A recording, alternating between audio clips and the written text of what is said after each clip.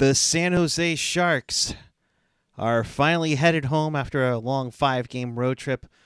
They end up on the wrong side of a 3-1 score to the Nashville Predators. We'll talk about that and plenty more as this team heads home 4-2 after 6 games. Come on in. It's time for Teal Town After Dark.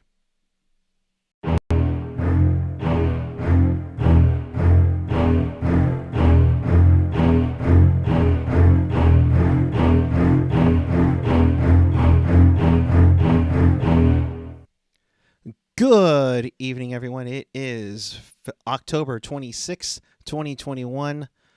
Sharks lose 3-1 to the Nashville Predators. Welcome to Teal Town After Dark. This is your live and interactive Sharks postgame. We do this after every game, home and away, whether it's on the game's on NBC or on a streaming service. We're here for you. So, of course, Teal together and interact with us and fellow Sharks fans on the page or the app. Follow us on the social, Twitter, Instagram, Facebook, YouTube, SoundCloud, Reddit, Discord, and find everything you need at tealtownusa.com. Well, good evening, everyone. Alongside Al Martinet, I am Eric Cura. Wishful thinking on that score up top, but it is what it is. Sometimes you can get these guesses right, but you're close. Well, I would say wishful thinking on that score, but oh well, it is what it is. But Al, good to see you, my friend. What did you as we get into tonight's game? First things first, the streaming service, ESPN Plus. What did you think? They're still working out the kinks. I still think it's kind of when you look at how NBC had it, there was always Sunday and Wednesday night hockey, or in the case, Sunday afternoon hockey. Right. Having a hockey game dedicated to a streaming platform, look, ESPN Plus is so affordable. You get the whole package for Hulu, Disney Plus. And ESPN Plus, I think it's about $14 or $15 a month, which is pretty good for how much content is there. With that said, you would hope there would be a Tuesday game on on a cable network, especially on ESPN 1 or even 2. Yeah. Yeah, I don't know what was on ESPN or ESPN 2, but it was interesting. But, like Jerry F is mentioning, I'm ready right now to name tonight's stars for tonight's After Dark. I mean, I'm just saying, really, we're naming stars of the game 5 minutes to go in the game. That's not kosher, and I was really pushing for the Sharks to tie it up because I was going to blast ESPN on there. I mean, come on. So... But let's get at it and let's get into this game. The Sharks, head to Nashville in their last spot on the 5-game road trip that saw them go into Canada and sweep up there. They lost and played a good effort, I thought, against the Boston Bruins, losing 4-3. This was a game I wanted to see how they respond after they lose a game. They came back. They showed that resiliency, late in the third, but didn't get the win. Curious as to how they would start with this one. Again, another slow start, especially against Boston. Slow start, dug them in. It wasn't as bad, but James Reimer essentially letting in a pretty easy goal from Matt Duchene about first 2 minutes of the game. It just didn't set the table for the Sharks. And I think if Reimer makes that save, we are looking at a potential overtime right now. That's the tough part. Bonino takes a tripping call a minute 1 in, which I thought was an indicator early on, Al, that the guys' feet weren't ready early tonight, or they're ready to get on a plane and get home. I mean, this is a pretty even game. If you look at most of the stats, the turnovers are basically the same. -1, -2. The big difference is just Nashville blocked every shot that the Sharks threw at them. And I don't think the defense was quite as strong. Yeah, it got better, but the first period was definitely weak. This could have definitely been a 2-0 goal or 2-0 lead for Nashville. Believe Philip Forsberg had a shot that ran off the post about a minute or two after Matt Duchene. So we're talking about just the Sharks holding on in that first period and maybe a little bit early on in the second period. Yeah, it wasn't a great. So minute one in, Bonino takes a tripping call. 19 seconds into the power play, Matt Duchene scores his second of the year to make it 1-0. And you kind of covered it already. A goal that maybe Reimer should have had. So I mean, it's a simple shot from the point. I mean, Matt Duchene, like, he still has a lot of talent, but there's also all that talk about his huge cap hit. I believe it's like $8 million for the next 8 years. But again, there was no one in front of the net, and it was just, even if it was a bad defensive breakdown, you can still, Reimer should have at least made that save. Yeah. It wasn't the best one, but the thing is this though. I liked how he recovered the rest of the way. He thought he had a really good evening. What 20 stopped? What 23 or 22 of 23 shots? Wait, that can't be right. NHL.com because he scored they scored 2 goals. No, 23 saves on 25 shots. There we go. Yeah, it's 26 shots. Yeah, so yeah. Yeah, and then they added the empty netter in there. 920 save percentage, not too bad. But overall, again, I didn't think it was a bad night. He stoned Johansson on that breakaway to keep him in the game, and that's where you need those big stops in the long run. I just, when the Sharks were playing 5v5, especially against Nashville, like, it just seemed like they couldn't get going. And I'm sure we're going to get into the power play and how it was just, they had a lot of chances, but they just couldn't bury it. But on 5v5, they just couldn't get anything really going. Yeah, the power play has kind of come to the fruition of struggling just a little bit. I mean, it was such on a ridiculous tear. There's no way they could have, they could keep that pace going as much as we would love to. But UC Saros with a strong performance in his end. 28 saves on 29 shots. The only one, really was Myers' one, and that was pretty impressive in the third period to get the Sharks back into this one. Yeah, I mean, Saros is their number 1 goaltender in Nashville. If you just look at most of the schedule right now, like opening night, you play Winnipeg, and obviously that's their number 1 goaltender that they're putting out there. But for the most of the Canadian road trip, it's been the second string or even the third string goalie. So it's been interesting to see how the Sharks just face up against starting goaltenders in the HL. Yeah, absolutely.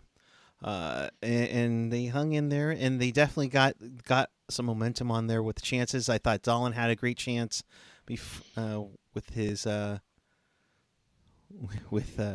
late in the game, just couldn't bury it. But they seized momentum, which I like, but again, not enough for it. So Meier gets the teaser goal there. The game-winning goal came in the second period. About 12 and a half minutes in. Philip Forsberg with the shot. It went 5-hole on Mario Ferraro, then past Reimer's glove from one angle for the game winner. That's tough to take.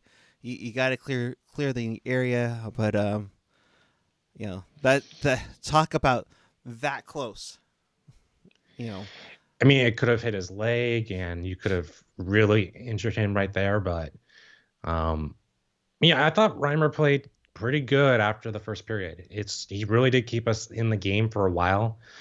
I thought Nashville really did carry the play. I know the Sharks did pretty well in the faceoff circle, roughly 54, 55%. But like afterwards, it was pretty much Nashville holding onto the puck and getting the best chance they possibly could. And especially in the third period, I really thought they were really dictating the play, especially early on when the Sharks were really trying to get that momentum switch with some offensive chances.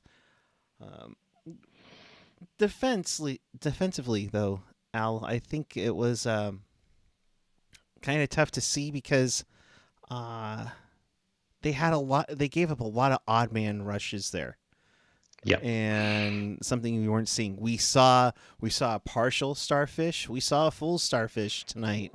I mean, granted, Reimer stopped him to keep in the game, but my goodness, that's a tough one. You know, again, this is mostly to Reimer, but like it's not optimal to give up odd man rushes. Some of those were after a power play opportunity that the Sharks didn't just cash in. They went 0 for 3 tonight. Again, the power play was good. They were cycling the puck, creating chances and net. Even like the Timo goal was mostly just getting bodies in front of the goalies. Right. But there were multiple times where I think I counted 3 posts a night from Nashville. Yeah.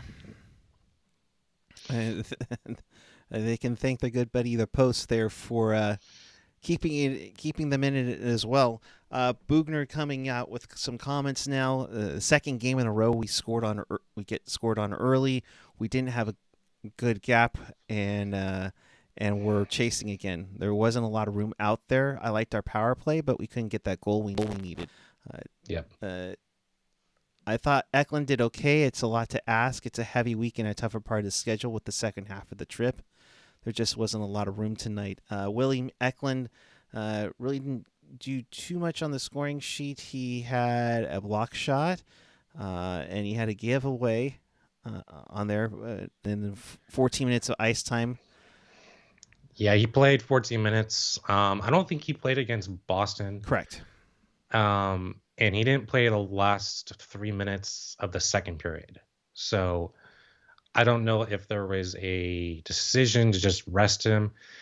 And also, like, Hurdle at one point was playing with on the fourth line. So he was just trying to create some offense on all 4 lines. Yeah, just trying to get the classic PDB line blunder from the Jamba Juice. You know, it just seems like they were swirling up things, hoping something sticks. I mean, it worked well against Boston, almost got them tied up, but also same as well tonight. Getting some more comments from the locker room. I thought Hurdle had a great game, a lot of possession down low, good looks. We went with some different combos after we lost Cogs for a bit. Cogliano went out with an injury early on the first. He did return, but only saw 11 minutes of action overall tonight. It looked like a knee to the head. It was kind of a clumsy play, but I don't think it's anything to really worry about. The Sharks' next game is on Thursday. Yep. So if you're curious about whether he's going to start, or I would just pay attention to that. Maybe they're just going to sit him for a game just to see if there's any concussion systems, but that's just kind of overblowing at this point. Yeah, and 5 games in 8 nights. It's going to take a lot out of these guys, and especially the youngsters who may not be completely up to par with the game going on. So, I'm reading in chat, and Uncle Damfee says the team looked like last year's Sharks, and that's just not true. Come on, like last year's Sharks would have lost 5-0 and not put up any fight in the third period. Let's just hold the brakes for a second. You got to give them credit for having the 3 to have that comeback going on there. But yeah, I mean, you had the 3 posts. I mean, yeah, you would have seen 5-0 there, and you definitely would not seen a. I don't want to really say a comeback for it, but Look, you don't want to get into the habit of needing to make a comeback in the third period. True. And this is the fourth time out of 6 this season that the Sharks give up the first goal of the game. Now, granted, they're 4-2, so hey, all right, we're good there. But at the same time, you want to get off to a good start, and again, giving up a goal, less than a minute and a half into the game, back-to-back games, not exactly the best way to get things going. Yeah, we're 4-2, and all of our wins are against Canadian teams. And the good news is that Montreal is the next game. So, take it real. Yes. If only we could have played in the North Division last year, we could have been in a final again. Darn it.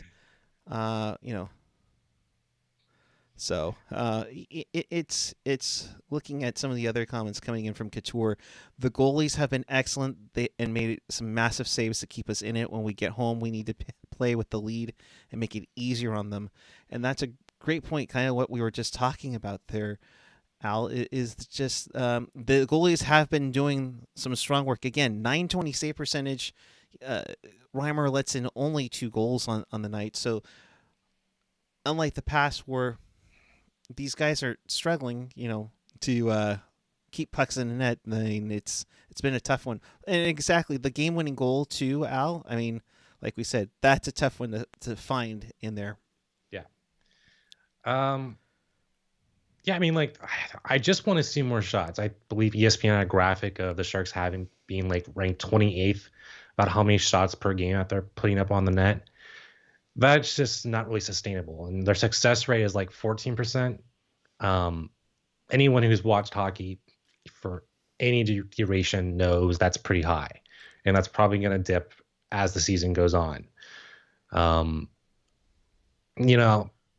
possession is definitely going to be a thing the Sharks are not going to be very good at this year just because of the height difference. But,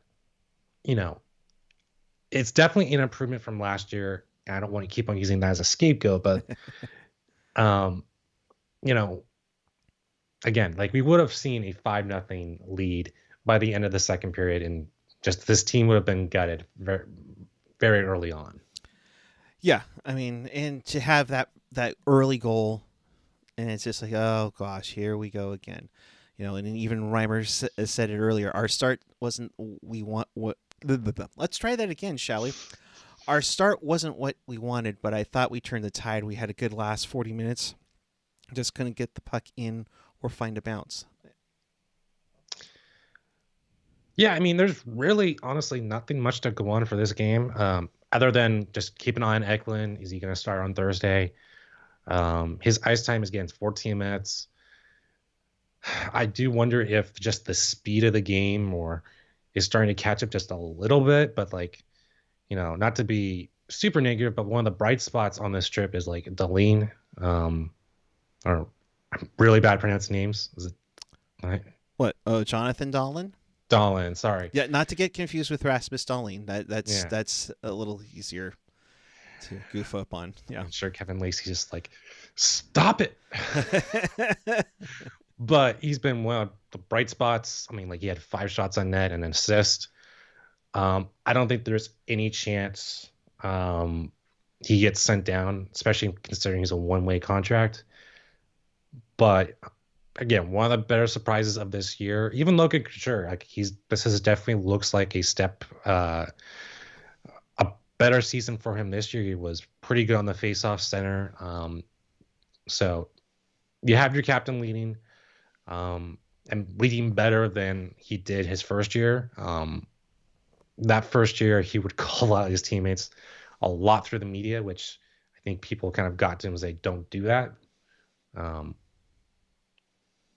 And yeah, 4 wins out of the first 6 games. That's something we didn't really expect. And that's just, this is going to be a long season. There's going to be even and flows. And I just hope that down the line, we get more consistent offense in Reimer or Hill. Doesn't have to be bailed out by the lack of goals, lack of shots at the net. Yeah. A lot of things to to work on. But Reimer comes back with, it's good to hit the road early, build chemistry that's priceless and will carry you through the year. I feel good about this trip, but we can always get better. We'll always come hungry Thursday, and it's always good to have. I mean, I've always liked them hitting the road early and get going with things, especially with this young squad. I mean, what we have. What the frick? My phone just decided to explode on me all of a sudden. But it's nice to see how this team can come together with all these rookies on here, all the reduced inexperience. I love Reimer, but come on. The Sharks started how many games on the road last year? Almost 20 in Arizona. Yeah, I think the locker room chemistry is definitely better because the people who are obviously not there in the room right now, and I think we'll just leave it at that. But I just think that as long as you're seeing consistent effort for all three periods, which hasn't really happened since Winnipeg. No, I mean, I'll say since Ottawa.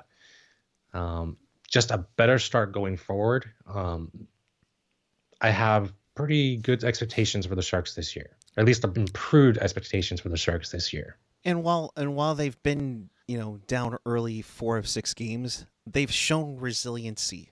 And they showed the give a damn, where we saw that last game when you and I were on with Mark, just not give a damn and lose 6-0. You saw a team that was going to fight a little bit more, and Alex Beltran saying, kind of going with it, last season's team would have been 1-5 right now. Even last season's team would have beaten Montreal. But yeah, I'll give you that.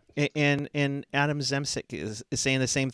They're 4-2 with some decent efforts in the 2 losses. This is exceeding expectations. So, overall, I think this is fairly, solid.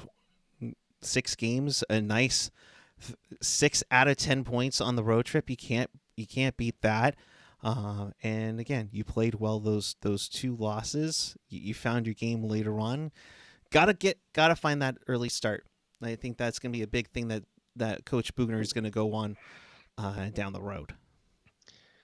Definitely. To just talk about the defenseman for a brief second, Brent Burns still like 27 minutes. I don't know if that's sustainable for a full NHL season. And if he does that, he should get some votes for the Norris. It's way early to talk about any of that stuff. But, if he's returning to that level, the Sharks do have a pretty good shot again. But Erik Karlsson, 23 minutes. Even like Ferraro, 23 minutes. So, The interesting ones, though, as you mentioned that, Middleton, had almost 20 minutes against Toronto tonight, 17:33, still respectable. But then you look at Marc-Edouard Vlasic and Radim Šimić, under 13 minutes tonight. We talked about the balance of playing time with the forward lines. You're going to need to even that out eventually. I don't know if something's going on with those two, or just they're in Bugner's doghouse, or just not being as dependent as they once were. I mean, is Vlasic not on the 3rd D pair this year? Mm-hmm. Last year he wasn't great either, but I still think he was slotted in the first 2 lineups. But Middleton getting 17 minutes, I don't think anyone had that going into this season. And Middleton has been another surprise. So I don't know what's going on with that. Again, Velocity contract is definitely something we can talk about, but it's you can't trade him. There's no way you can. It's a full no move. Yeah. When asked about if fatigue was a problem for this game, Couture, no, we're 6 games into the season. If fatigue's an issue, we got bigger problems. Yep. Yeah. I agree with that. I agree with that, but at the same time, it is the first time you've gone cross continent in over 18 months. Crossing that Canadian border. And crossing that Canadian border, then jumping over to, dealing with customs in America, to get to Boston for a morning game and then jump over to Nashville. Not to make excuses, but I mean, Yeah. So with that is it for it. So the Sharks lose 3-1 to the Nashville Predators. So they get set to take on Montreal on Thursday. I'll ask you this. I mean, Reimer didn't have a bad game. Do you go back to him Thursday at home against Montreal, or do you go back to Aiden Hill, who shut them down? Well, Hill got pulled in the first or second period against Boston, and this would be a pretty good opportunity to get him back rolling again against Montreal, who is having a whole slew of issues. Yeah. Montreal, Toronto, those teams are not great places to play at the moment. But even like Montreal, we've talked about this, I think, second or first game. Like, they're missing Shane Weber, they're missing Carey Price. Like, they're missing a lot of cornerstones that got them to the Stanley Cup final last year. Yeah, they played way out of their bounds to get there, but you're still missing maybe your best two players on a Stanley Cup final team. And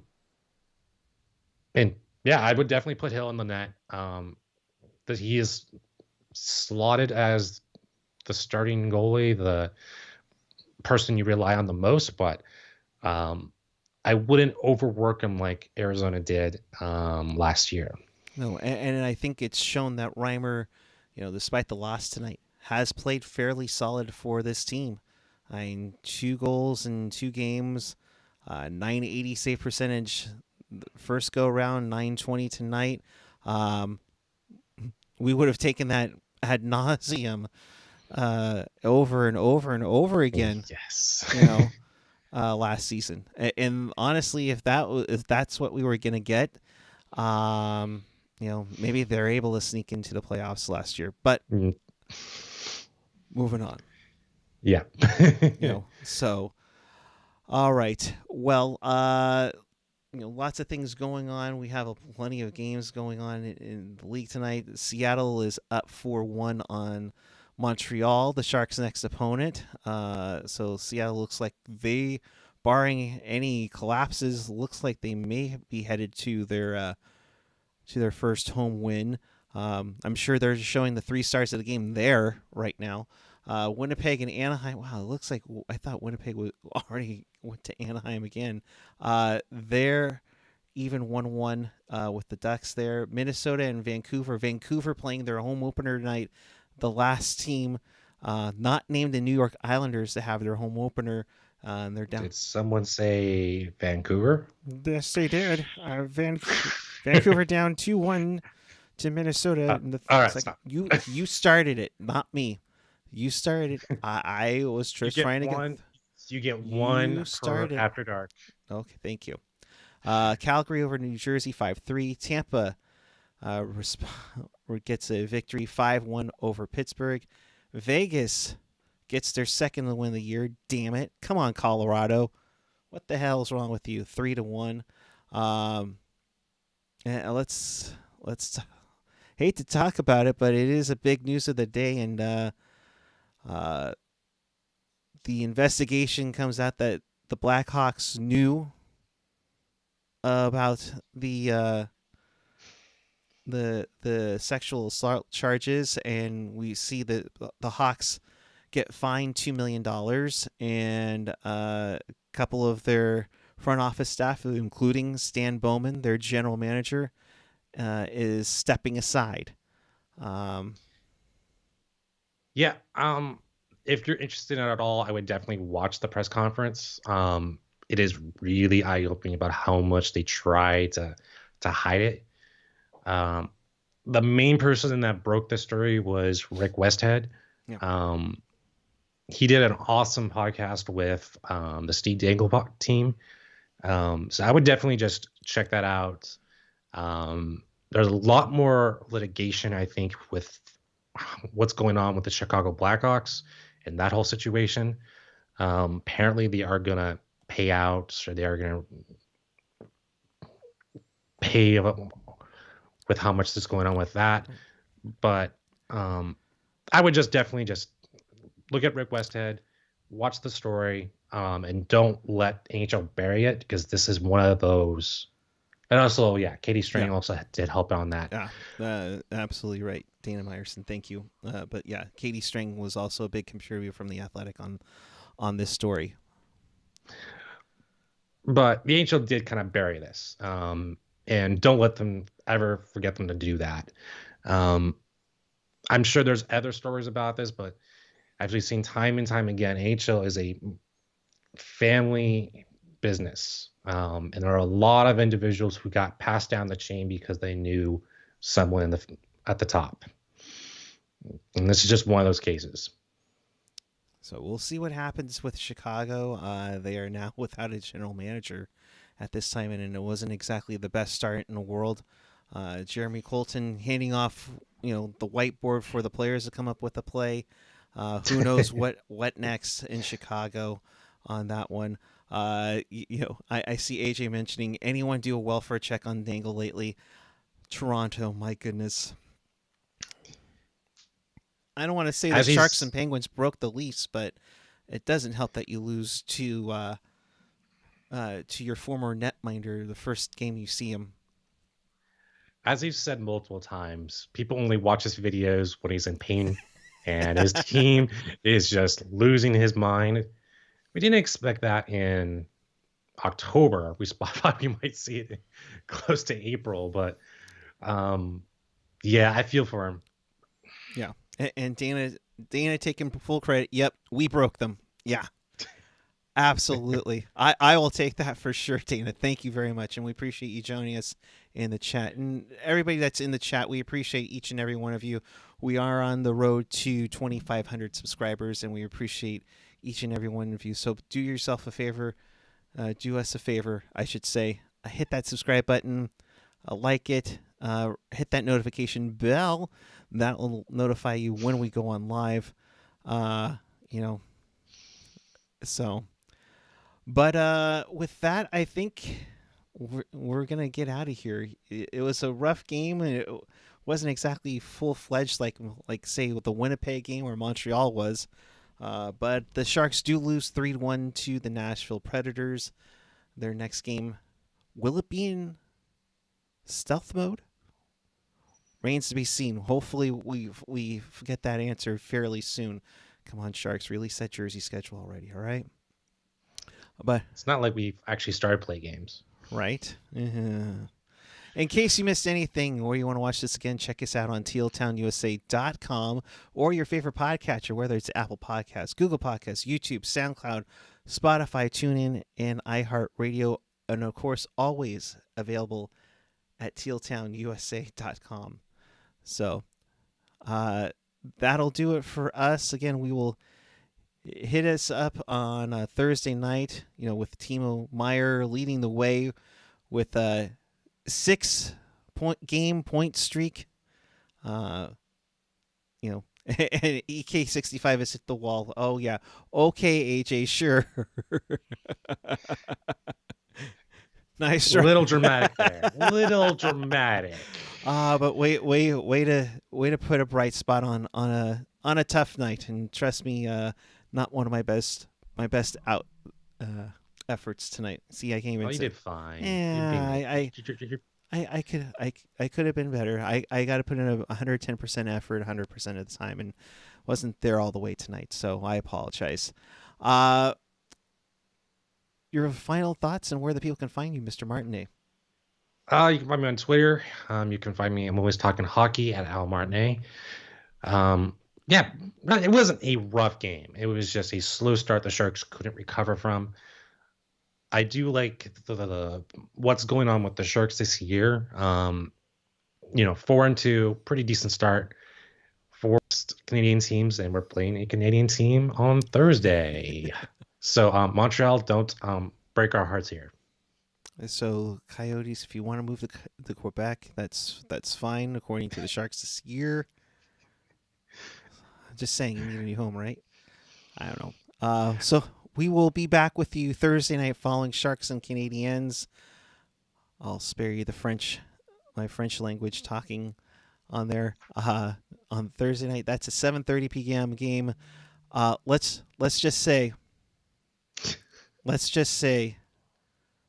aren't we grateful we get Randy back on Thursday?